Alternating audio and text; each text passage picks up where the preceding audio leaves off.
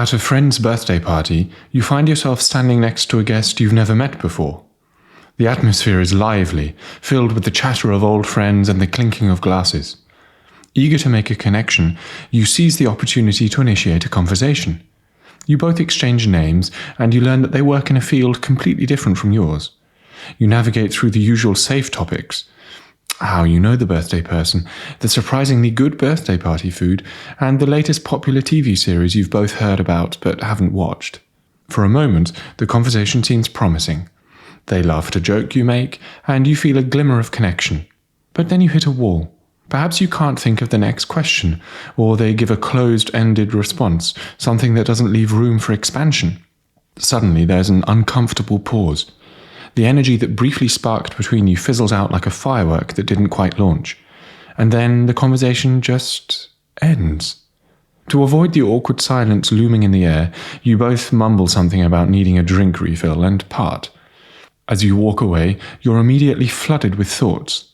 That conversation ended so quickly because I'm boring. I just can't think of things to say. Personalization is the tendency to take more responsibility for a negative situation than you should, rather than acknowledging all the different factors that may have contributed to the situation. In the aftermath of the stilted conversation, it's easy to slip into a mental spiral of self-blame. However, other contributing factors are likely at play. Perhaps the other person couldn't think of anything to talk about either. Maybe you had nothing in common with the other guest, and that's okay. It's entirely normal for conversations at parties to be brief and transitory. Recognizing these alternative explanations could alleviate the unnecessary burden you're placing on yourself. In another scenario, you're facing a room full of attentive faces. You launch into your presentation.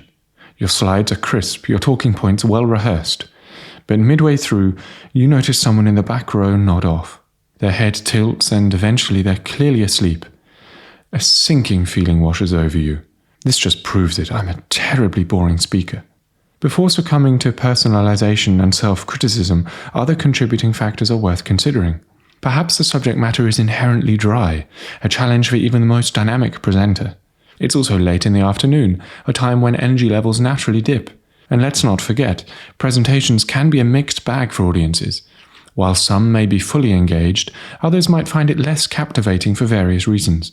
Moving on to the broader context, anxiety-provoking thinking styles often precipitate and perpetuate social anxiety. These thinking styles are shaped by wrong or exaggerated beliefs.